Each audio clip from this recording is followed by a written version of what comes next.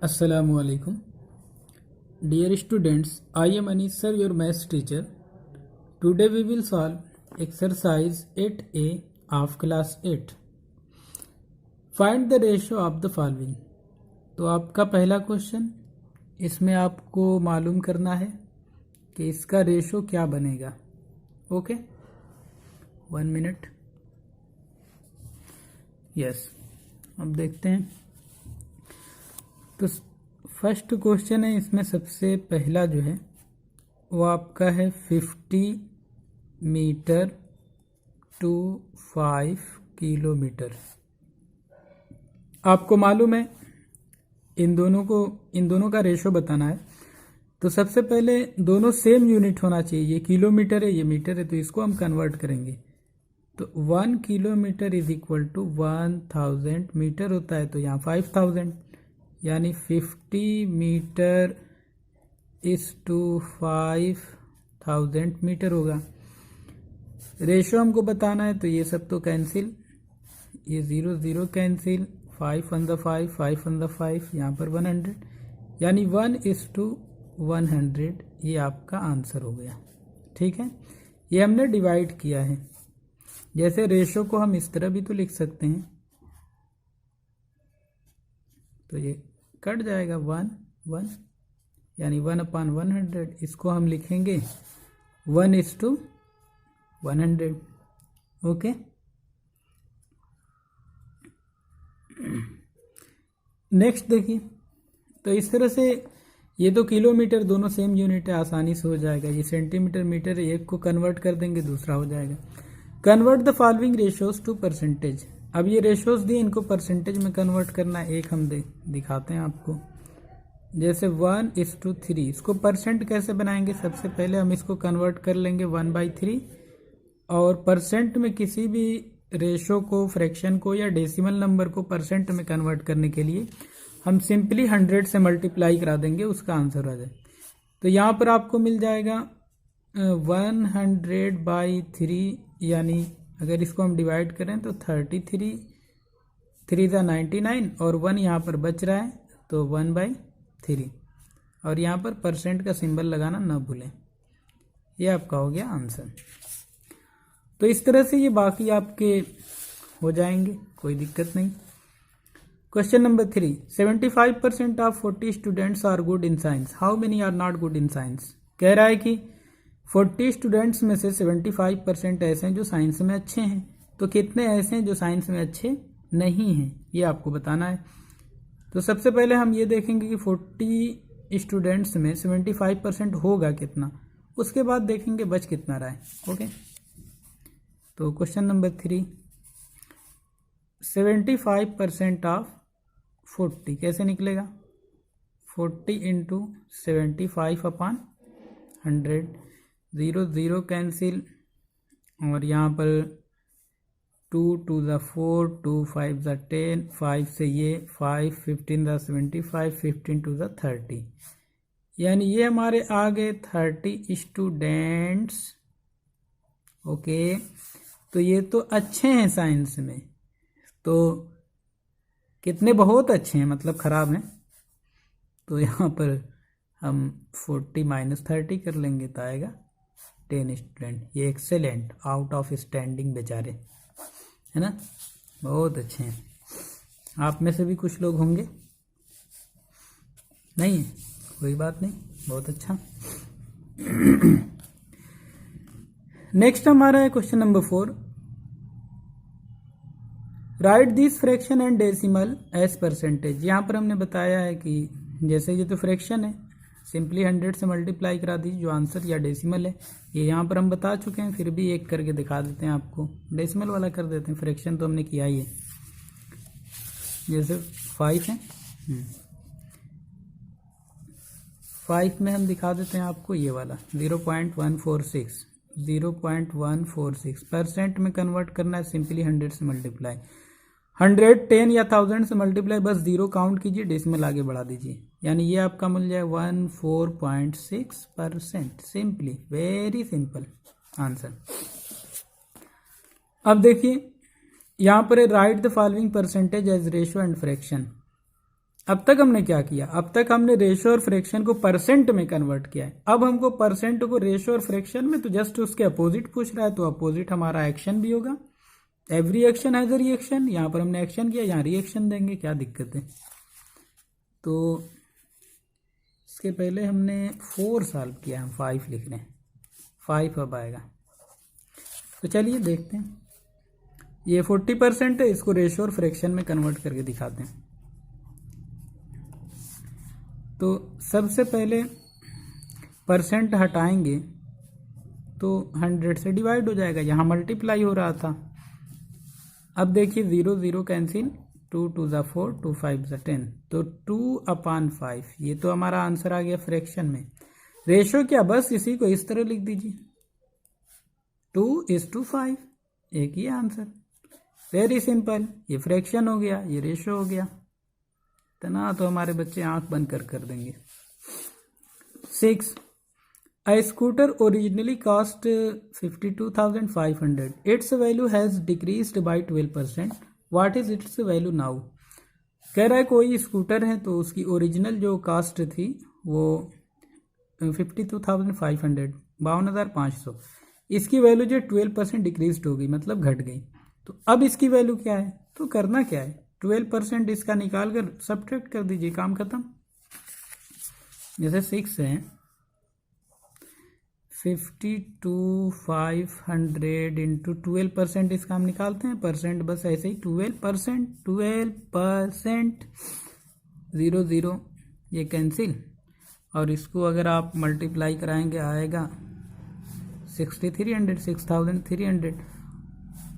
ये तो आपका आ गया 12% जो डिक्रीज हुआ है ना, मतलब इतनी वैल्यू कम हो गई है। तो अब ओरिजिनल कैसे पता चलेगी, इसको इससे माइनस कीजिए, और इसको अगर इससे हम माइनस कर दें तो आपका आंसर मिल जाएगा, माइनस करने पर, चलिए करके दिखा देते हैं, -63, तो आपको मिलने वाला है 46200, पढ़ लीजिएगा कितना है। ओके।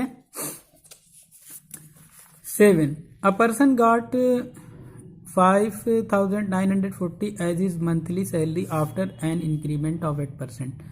अच्छा, 8% बढ़ गई है तब इतना मिल रही है। तो फाइंड इज ओरिजिनल सैलरी, मतलब पहले कितना पाते थे जब बढ़ी नहीं थी तो, ठीक है, नो टेंशन। ये जो इनकी सैलरी है 5,940, ये क्या है, 8% बढ़ने के बाद है। तो किसी भी चीज़ की जो ओरिजिनल वैल्यू होती है ना, वो 100% होती है। तो अब अगर इसको हम 100% मानते हैं कि इनकी सैलरी थी, तो ये 8% बढ़ने के बाद कितनी हो गई, 108% ना। तो इसको 100 में चेक करेंगे, 108% होगा ना, इसे डिवाइड कर देंगे और 100% निकाल लेंगे, ठीक है। तो इससे डिवाइड और मल्टीप्लाई करने के बाद आपको मिलने वाला है आंसर, ठीक है। आप करके चेक कर लीजिएगा, हो सकता है हमारा कैलकुलेशन थोड़ा सा कमज़ोर हो आपसे, तो आप चेक कर लीजिएगा, हो सकता है ये आंसर है। दूसरा है तो वो लिख दीजिएगा, क्या दिक्कत है। 8, there are 160 girls and 76 boys in a school. If 5% of girls leave and no new people are admitted, what percentage of the whole school will be boy? अच्छा, हर जगह लड़के बेचारे टारगेट किए जाते हैं, यहाँ पर भी वही हाल है। यहाँ बोला हमसे कि किसी स्कूल में 160 बच्चियां हैं और 76 बॉयज़ हैं। तो अगर 5% बच्चियां जो हैं स्कूल छोड़ दी और कोई नया एडमिशन भी नहीं हुआ, तो पूरे स्कूल में टोटल कितने % लड़के हैं, ठीक ना। तो सबसे पहले इसमें से 5 भाग गई ना, तो उनको देखते हैं कि कितनी यहाँ से निकल गई हैं। तो 160 इंटू 5%, ये आपका आएगा 8, इतनी निकल गई, बची कितनी 152, ये बच गई। और बच्चे कितने हैं 76, ये हमारे बच्चे हैं। तो टोटल कितने हो जाएंगे 228। ये टोटल पॉपुलेशन है स्कूल की, है ना, स्टूडेंट की। तो अब 28 में ये 76 कितना परसेंट होगा? तो हम क्या करते हैं, एक फ्रैक्शन बनाते हैं, यानी 76/228 इंटू 100 से मल्टीप्लाई, सिंपली कितने परसेंट होंगे? तो ये आपको मिलने वाला है 33.33%। इसको हम यूँ भी लिख सकते हैं 33.1/3%, क्योंकि ये 1/3 आएगा। ओके, आप चेक कर लीजिएगा, मल्टीप्लाई डिवाइड करने के बाद ये आपको आंसर मिलेगा। ओके, दिखा होगा ना। जैसे सबसे पहले 160 का 5% 8 आएगा। तो अब बच्चियां हमारी बच्ची 152, बच्चे तो 76, ये तो गए नहीं हैं, ये धीरे से बैठे हैं अपनी जगह पे। तो टोटल कितने हुए? 228। तो 228 में 76 का परसेंट होगा, तो फ्रैक्शन में लिखेंगे, 100 से मल्टीप्लाई कर देंगे, परसेंटेज आ जाएगा, काम खत्म। ओके, चलिए, बहुत अच्छा। ये क्वेश्चन नंबर 9 बेचारा मारे घुटना फूटे आंख, देखिए कैसे कह रहा है कि संडे को 900 पीपल जो है एक जू में गए थे, चिड़ियाघर में, और मंडे को 225 पीपल ये गए थे, बस 225 लोग गए थे। तो फिर कह रहे हैं कि what is the percent decrease in 75%। तो 75% में what is the percent decrease in 75% में कौन सा परसेंट कम हो गया? क्वेश्चन देखिए।